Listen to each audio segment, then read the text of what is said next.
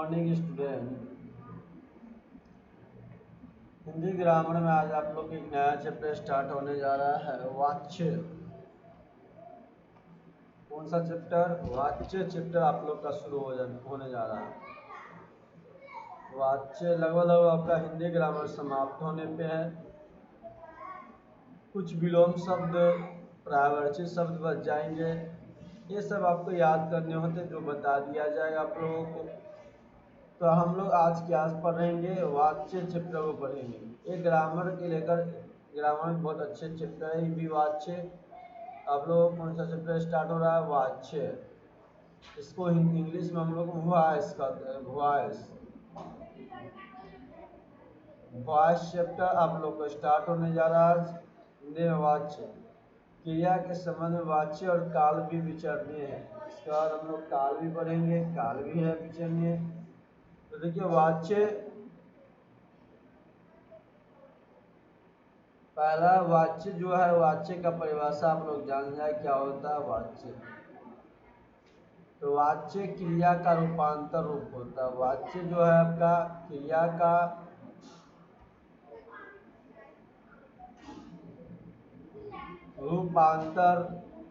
रूपांतर है, जिसके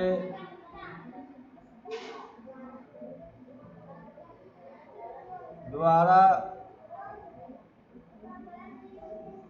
यह पता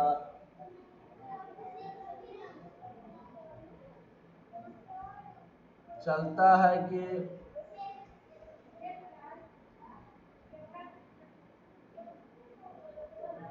वाक्य में कर्ता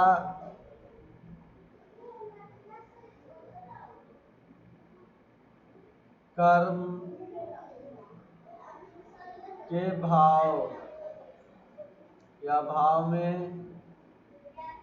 कर्म या भाव में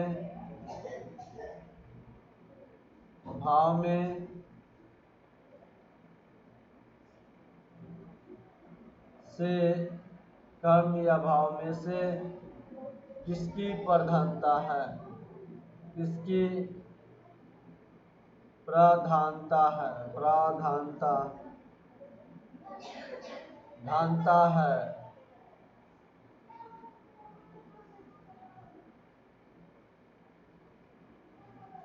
तो वाच्य क्रिया का रूपांतर है, जिसके द्वारा यह पता चलता है कि वाक्य कर्ता में कर्म या भाव में किसकी प्रधानता है। तो भाई आप लोग ने क्या सीखा कि वाच्य क्या है? क्रिया का रूपांतर। क्रिया का ही एक रूपांतर वाच्य है, जिसके द्वारा यह पता चलता है कि वाक्य में, जो वाक्य दिए गए में, उसमें कर्ता कर्म भाव में से किसकी प्रधानता है। कर्ता की प्रधानता है या कर्म की प्रधानता है या भाव में से, कर्ता कर्म में से किसकी प्रधानता है, किस भाव की प्रधानता है, इसकी पता चलता है। किससे? वाच्य से पता चलता है। तो वाच्य कितने प्रकार के हैं समझिएगा। वाच्य की भेद आप लोग, तो वाच्य की भेद की चर्चा किया जाए तो वाच्य की भेद दो प्रकार से होते हैं। एक कर्तृ वाच्य, एक कर्म वाच्य।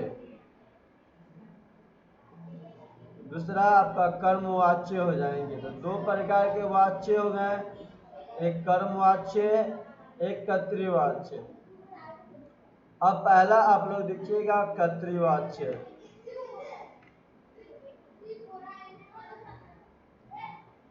कर्तृवाच्य ध्यान से समझिएगा। कर्तृवाच्य आप लोग तो समझेंगे इसमें क्या, क्रिया के उस रूपांतर रूप को, क्रिया के उस रूपांतर को कर्तृवाच्य कहते हैं।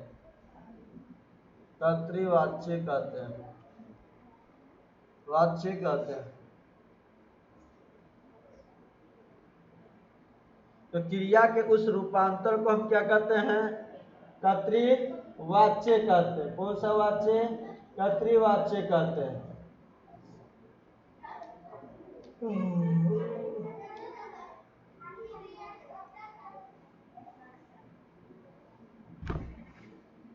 कौन सा वाच्य? कर्तृवाच्य कहते हैं। तो क्रिया के उस रूपांतर को कर्तृवाच्य कहते हैं। अब देखिए कर्तृवाच्य का अब देखिए जिससे वाक्य में, इसमें एक वाक्य में प्रधानता, जिसमें लिखिएगा जिससे, जिससे वाक्य में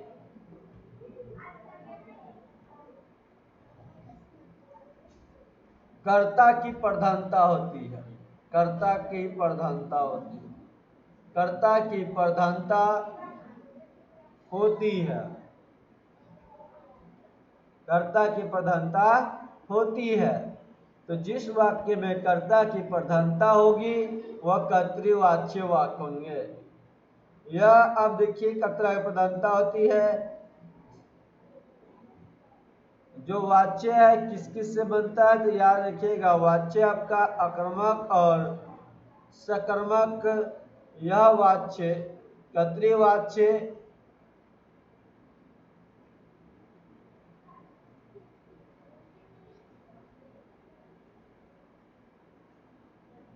अकर्मक और सकर्मक, सकर्मक और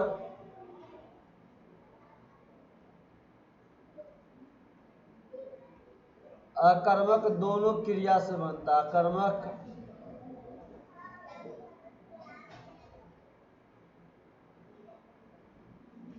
दोनों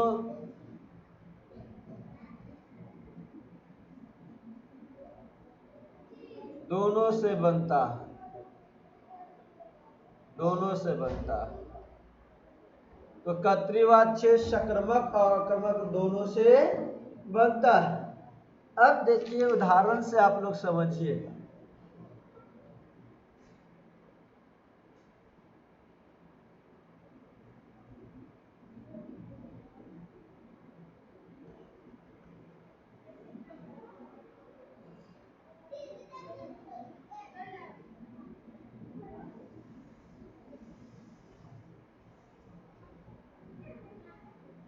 अब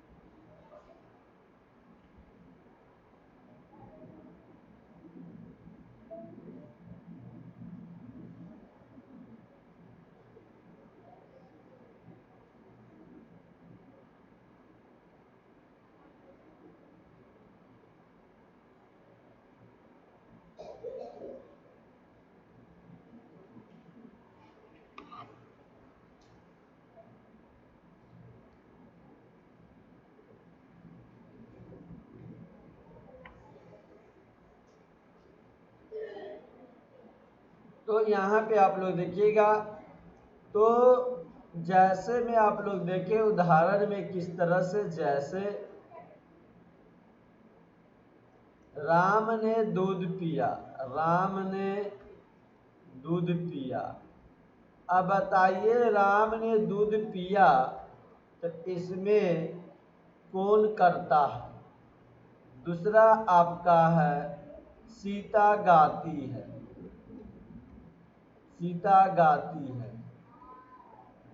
तीसरा आपका है मैं स्कूल गया। तो बताइए इसमें से कौन सा प्रधानता है, कर्ता या कर्म प्रधानता है?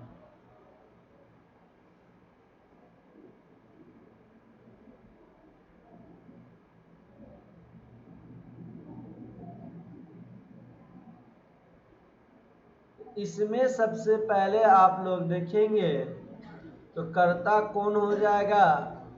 किसने दूध पिया? किसने ने? तो राम ने। तो राम आपका क्या हो गया? कर्ता। किसने गीत गाया? कौन स्कूल गया? मैं स्कूल गया। तो ये सब आपका क्या हो गया? कर्ता। तो चलिए, जिसमें कर्ता की प्रधानता हो उसे हम क्या कहते हैं? कर्तृवाच्य वाक्य कहते हैं। ये आपका क्या हो गया? कर्तृवाच्य।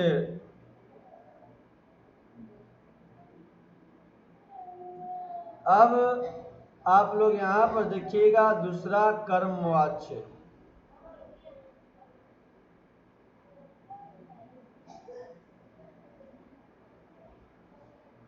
कर्मवाच्य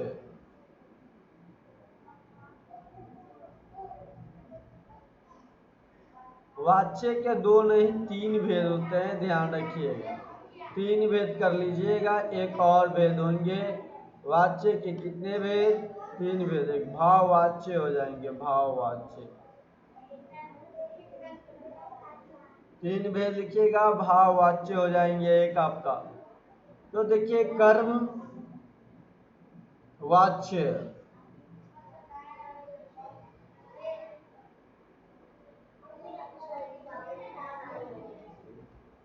कर्मवाच्य क्रिया के उस रूपांतर को, क्रिया के उस रूपांतर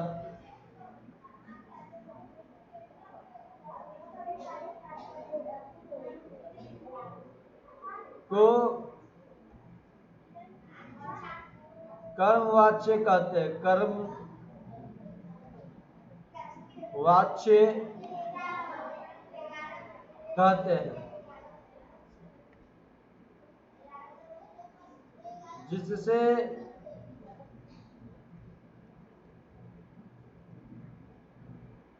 जिससे वाक्य में भाव की प्रधानता होती। किसकी? भाव या की क्रिया का, भाव या क्रिया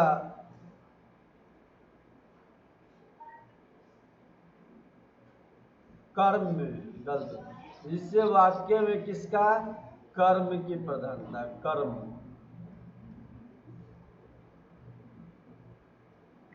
कर्म की प्रधानता।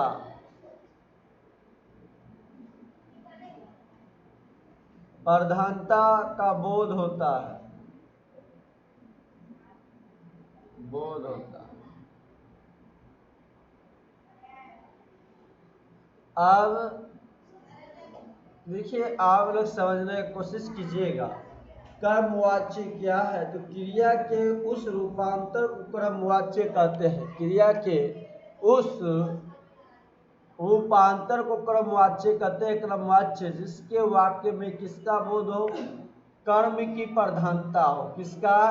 कर्म की प्रधानता होगी तो कौन सा वाक्य हो जाएंगे? क्रिया का उस रूपांतर को कर्मवाच्य कहते हैं जिसके वाक्य में कर्म की प्रधानता हो। जैसे में आप लोग लिखिएगा, जैसे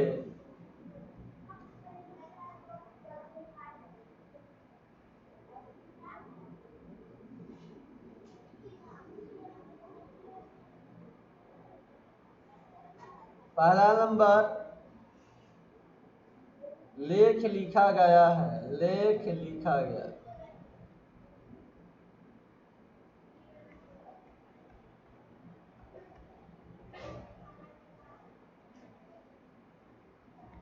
दूसरा, गीत मुझसे चुप रहा नहीं जाता, उससे चुप नहीं रहा जाता। नहीं, गीत गाया गया, लिखिएगा, गीत गाया गया है, गीत गाया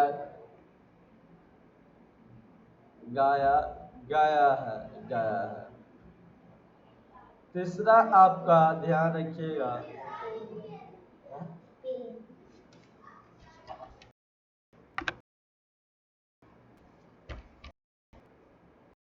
पुस्तक पढ़ी गई है। तीसरा पुस्तक आपका क्या होगा? पढ़ी गई।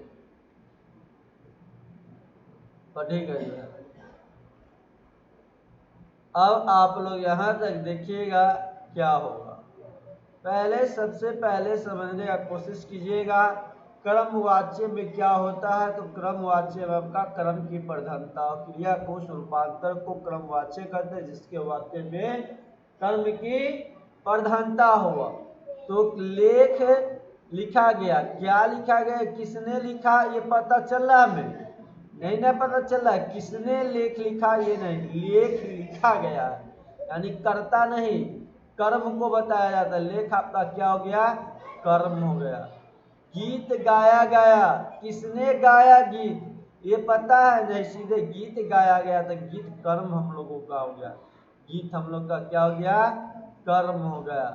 पुस्तक पढ़ी गई, किसने पढ़ा, कौन पढ़ा, पता चल रहा आपको, पुस्तक पढ़ी गई है। जिसे पता होता कि पुस्तक कौन पढ़ा, तो कौन जो आपका कर्ता होता, लेकिन यहाँ पर पुस्तक पढ़ा गया है तो पुस्तक आपका कर्म किया गया है। तो पुस्तक पढ़ने की काम को कर्म हो जाएगा, पुस्तक आपका क्या हो जाएगा, कर्म हो जाएगा। तो पुस्तक आपका कर्म हो गया, इस बात को ध्यान रखिएगा। गीत आपका कर्म हो गया, लेख आपका कर्म हो गया। इस तरह से अब चलिए तीसरा नंबर पर हम लोग चलते हैं। तीसरा होता है क्रमवाच्य। तीसरा क्या है, भाववाच्य हो जाएंगे। कर्मवाच्य भाववाच्य।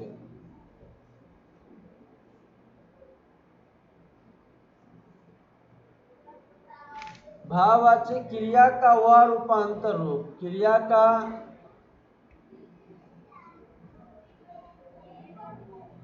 वह रूपांतर रूप,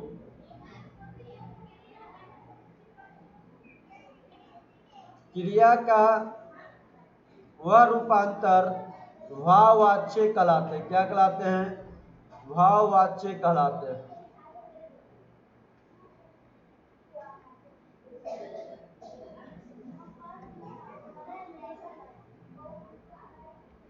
जिससे वाक्य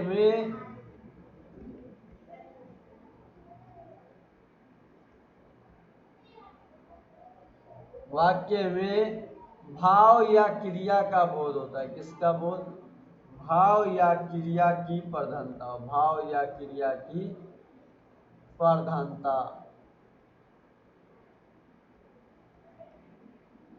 प्रधानता का बोध होता है।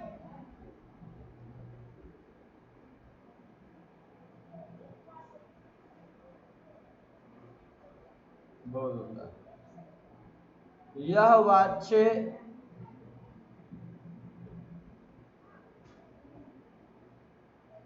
अकर्मक क्रिया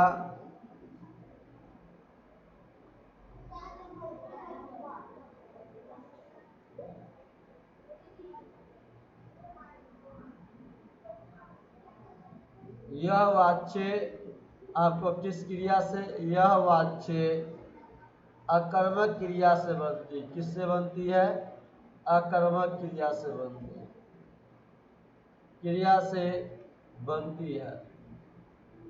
तो यह वाक्य किससे बनती है, वाच्य अकर्मक क्रिया से बनती है। अब भाई लोग आप यहाँ पर देखिएगा, क्रिया का वह रूपांतर भाववाच्य कहलाते हैं जिससे वाक्य में किसका बोध हो, भाव या क्रिया की, किसका, भाव या क्रिया की प्रधानता हो।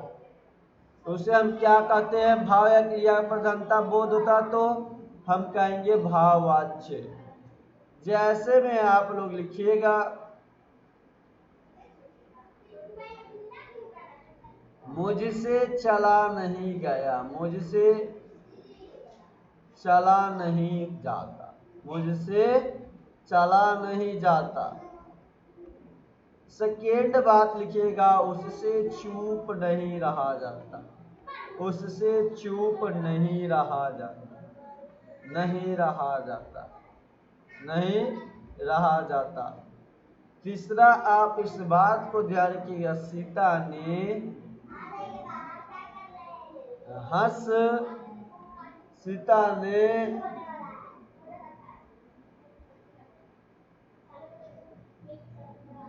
हंस नहीं जाता, ये 3 एग्जाम्पल आप लोग का था। ये तो आपने देखा कि वाच्य के भेद के बारे में जाना। वाच्य के 3 भेद होते हैं, कर्तृवाच्य, कर्मवाच्य, भाववाच्य। अब हम इनका वाच्य का प्रयोग देखेंगे, कहाँ पे प्रयोग किया जाएगा, इस बात को ध्यान रखिएगा।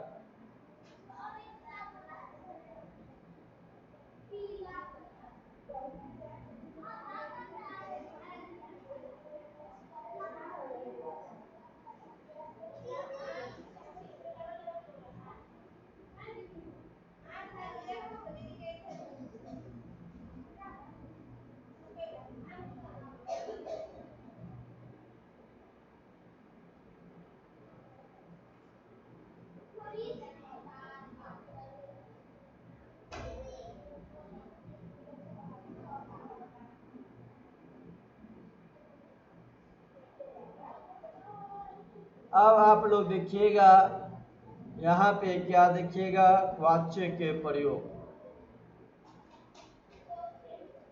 वाच्य के प्रयोग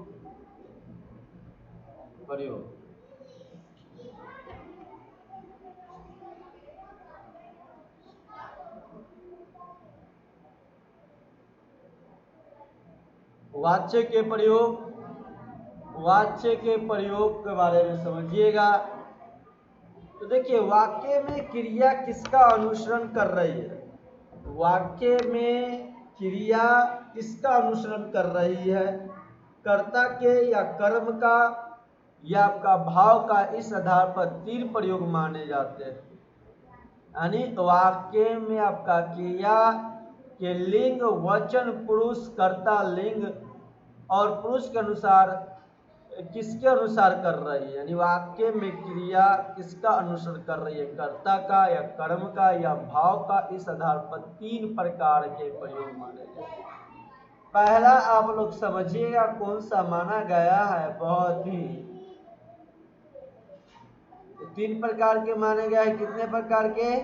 3 प्रकार का वाच्य का प्रयोग। कितने प्रकार का? 3 प्रकार का। तो पहला क्या होगा? कर्तरी प्रयोग, कर्तरी प्रयोग। दूसरा आप लोग को माना गया है कर्मणि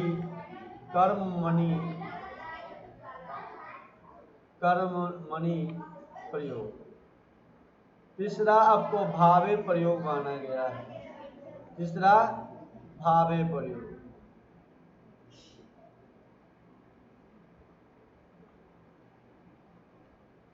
तो पहला देखिएगा कर्तरी प्रयोग। कर्तरी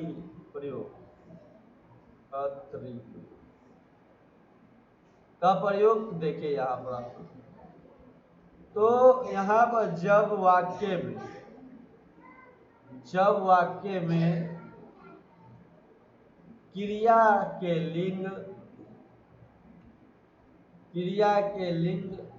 लिंग 2 प्रकार के होते हैं, पढ़ा दिया गया आपको। वचन और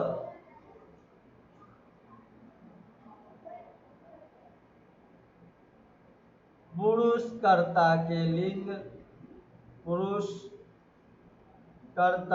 लिंग, वचन और पुरुष के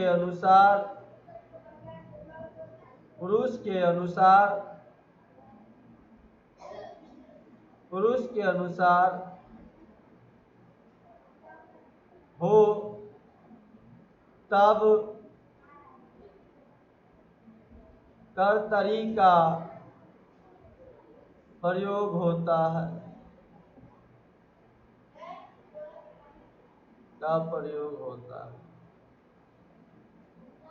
तो जब वाक्य में क्रिया के लिंग, वचन और पुरुष कर्ता के लिए लिंग, वचन और पुरुष के अनुसार हो, तब कर्तरी का प्रयोग करें। किसके अनुसार? पुरुष के अनुसार होगा। तो देखिए उदाहरण में, जैसे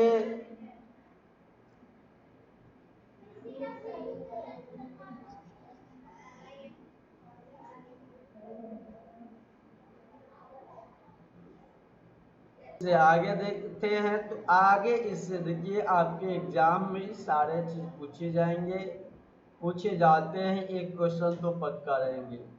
सिलेबस चेंज हो चुके हैं, इस बात को ध्यान रखिएगा। मात्र 60 क्वेश्चंस आपको मिलेंगे ऑब्जेक्टिव में, जिसमें से 50 क्वेश्चंस को आपको बनाने होंगे। 60 क्वेश्चन में से मात्र 50 क्वेश्चंस बनाने होंगे, इस बात को ध्यान रखिएगा। एग्जाम का सिलेबस पूर्णतः चेंज हो चुका है।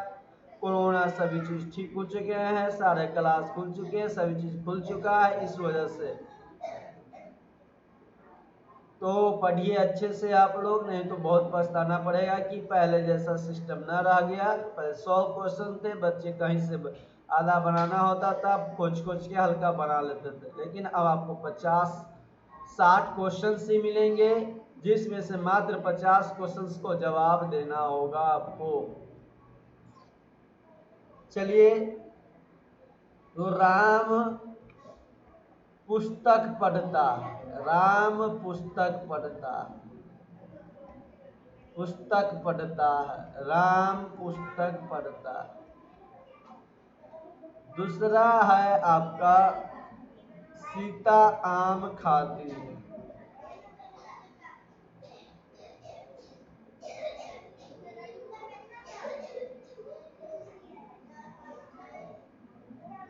तो देखिए यहाँ पे खाना, सबसे पहले राम, राम मेरा क्या है? करता। क्रिया यहाँ क्या है? पढ़ता। क्या है क्रिया? पढ़ता। तो क्रिया के अनुसार ये क्या हुआ? पुल्लिंग हो जाता है। क्रिया के कर्ता के अनुसार हो गया, क्रिया के कर्ता अनुसार। बोला गया ना कि वाच्य में प्रयोग व क्रिया किसके अनुसरण कर रही है? क्रिया किसके अनुसरण कर रही है? तो कर्ता का। किताब कौन पढ़ रहा है? किताब कौन पढ़ा? राम पढ़ता है। तो आपका क्रिया किसके अनुसार? कर्ता के अनुसार चल रही है, कर्ता अनुसारी हो रही है, कर्ता अनुसारी।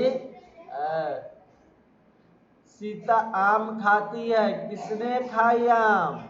सीता खाई। तो क्रिया किसके रूप? क्रिया खाना आपका हो गया, ये आपका क्या हो गया? क्रिया हो गया। तो क्रिया किसके अनुसार? किसने खा रही है? तो सीता खा रही है, तो क्रिया कर्ता अनुसार हो जाएगी आपका। क्या हो गया यहाँ पे?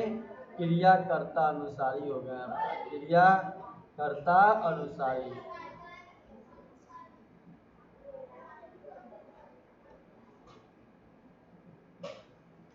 अब इसके बाद देखिएगा आप लोग, दूसरा है आप लोगों का कर्मणि, मणि का प्रयोग, कर्मणि का प्रयोग।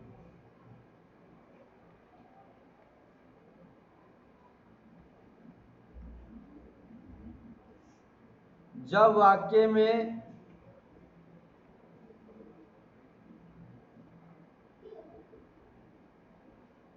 क्रिया का के लिंग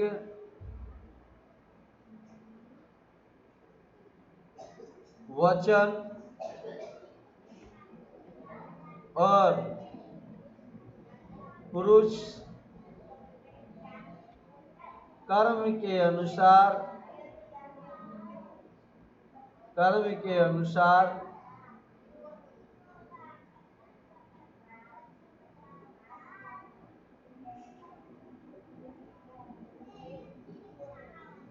जब वाक्य में क्रिया के लिंग,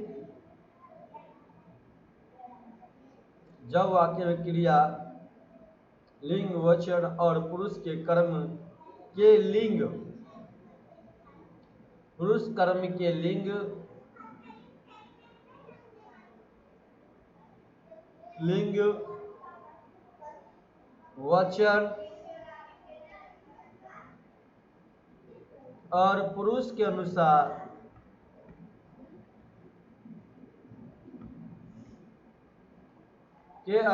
हो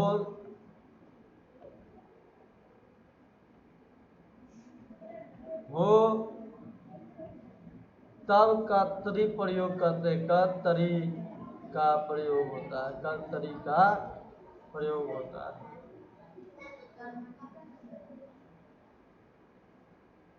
कर्मणि का प्रयोग होता है, कर्मणि का प्रयोग होता है, का प्रयोग होता है। तो देखिए जब वाक्य में आपका क्रिया में लिंग वचन पुरुष कर्म के लिंग के वचन और पुरुष के अनुसार होगा तो आपका क्या हो जाएगा, कर्मणि का प्रयोग होता है।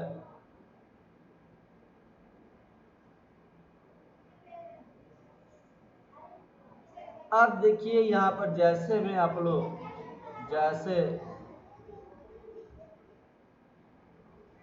राधा ने गीत गाया, राधा ने गीत गाया, गीत गाया। दूसरा है आपका मोहन ने किताब पढ़ी, मोहन ने किताब पढ़ी। अब बताइए राधा ने गीत गाया, मोहन ने किताब पढ़ी, तो इसमें हम क्या देखेंगे, सबसे पहले क्रिया को देखेंगे। क्या देखेंगे, क्रिया। तो क्रिया गाना, गाना क्या गाया, गीत गाया। तो गीत गाया तो कर्म के अनुसार, क्रिया कर्म के अनुसार क्या हो गया, तो क्रिया कर्म के अनुसार क्या हो गया, पुल्लिंग हो गया, गाया। गई, गाई होती तो क्या हो जाता, स्त्रीलिंग। लेकिन गाया तो गाया, गाया आपका क्या है, पुल्लिंग है। किसके अनुसार, तो क्रिया कर्म के अनुसार पुल्लिंग हो गया, क्रिया कर्म के अनुसार पुल्लिंग, क्रिया कर्म के अनुसार पुल्लिंग।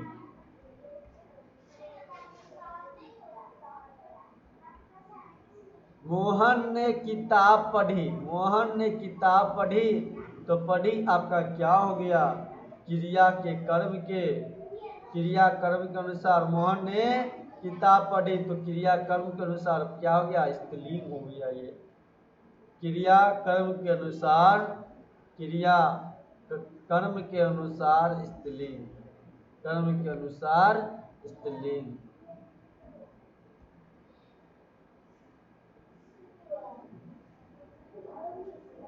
हुआ आपका। अब इसके बाद आप लोग लास्ट देखिएगा, आखिरी है इसके बाद भावे प्रयोग को देखिए, भावे प्रयोग।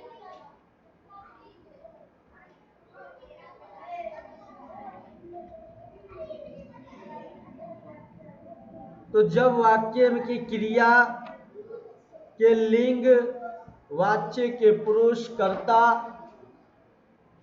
लिंग वचन पुरुष के अनुसार न होकर सदैव पुल्लिंग एक वचन हो और पुरुष में हो तो तब भावे का प्रयोग होता है। तब किसका प्रयोग होता है, भावे का प्रयोग होता है। इस बात को ध्यान रखिएगा। क्या होंगे देखिएगा, जब वाक्य का प्रयोग, जब वाक्य का प्रयोग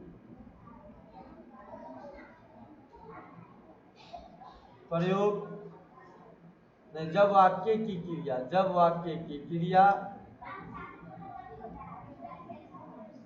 के लिंग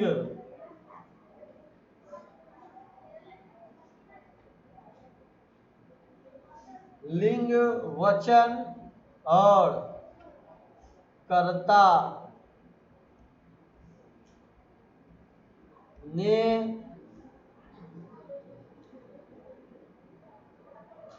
कर्ता अथवा, लिखिए लिंग वचन और कर्ता अथवा कर्म के अनुसार, कर्म के अनुसार न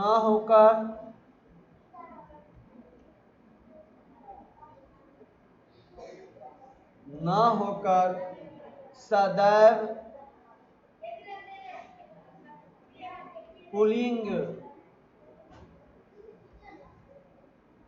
एक वचन और अन्य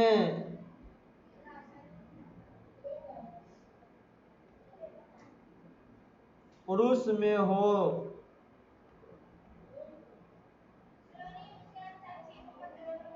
तब भावे का प्रयोग होता है, तब भावे का प्रयोग होता है।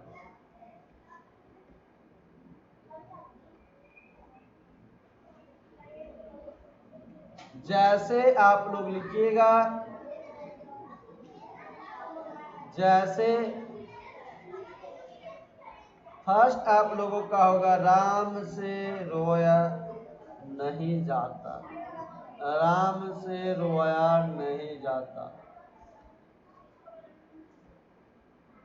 राम से रोया नहीं जाता। दूसरा आपका हो जाएगा सीता से रोया नहीं जाता, सीता से रोया नहीं जाता, रोया नहीं जाता। और आखिरी आप लोग लिख लीजिएगा लड़कों से रोया नहीं जाता, लड़कों से रोया नहीं जाता।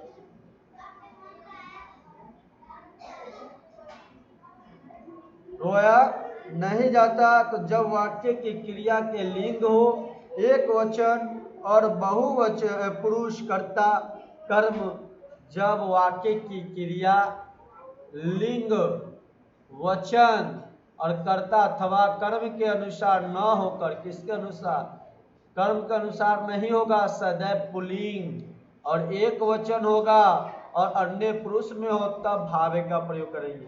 यानी कर्ता न हो और क्या न हो, कर्म न हो, किसके अनुसार होंगे, तो पुरुष के अनुसार सदैव एक वचन होगा आपका, क्या होगा, सदैव एक वचन। तो हम प्रयोग करेंगे भावे का। तो राम से रोया नहीं जाता, ये क्या हो गया, पुल्लिंग हो गया, एक वचन हो गया। सीता से रोया नहीं जाता, ये क्या हो गया, एक वचन पुल्लिंग हो गया। और लड़कों से रोया नहीं जाता, तो आपका एक वचन और पुल्लिंग हो गया। इस बात को ध्यान रखिएगा। तो हम लोगों का समाप्त हुआ वाच्य आज। कल आप लोग को काल पढ़ाए जाएंगे, उसके बाद एक चैप्टर बचेगा अवयव, उसके बाद समाप्त हो जाएंगे आपका हिंदी ग्रामर। अब हम लोग उसके बाद संस्कृत का बुक स्टार्ट किया जाएगा आप लोगों को कुछ दिन, उसका संस्कृत का कुछ पढ़ा दिए जाएंगे, तो फिर हम लोग संस्कृत ग्रामर को स्टार्ट करेंगे। यदि आप लोग अभी तक चैनल को सब्सक्राइब नहीं किए तो जो आप लोग एक बार चैनल को सब्सक्राइब कर दें। वीडियो को अभी देख रहे हैं आप लोग, अभी तक लाइक कमेंट वीडियो को नहीं किए तो लाइक कमेंट आप लोग जरूर कीजिएगा।